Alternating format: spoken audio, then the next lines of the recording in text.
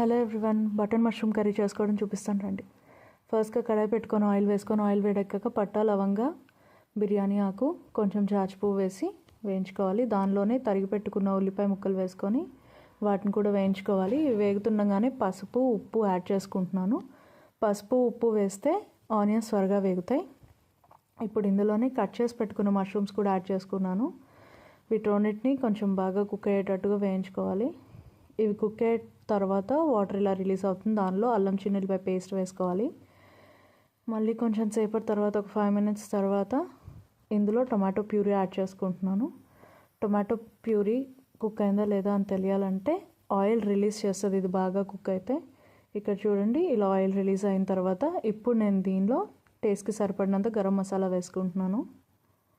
గరం మసాలా వేసుకొని అది కూడా కుక్ అయిన తర్వాత లాస్ట్గా కారం వేసుకోవాలి. నేనైతే ఇక్కడ 1.5 స్పూన్ కారం వేసుకుంటున్నాను. ఇది మీ టేస్ట్కి తగ్గట్టు అడ్జస్ట్ చేసుకోవచ్చు. గ్రేవీగా తినాలనుకునే వాళ్ళు కొంచెం వాటర్ యాడ్ చేసుకోండి.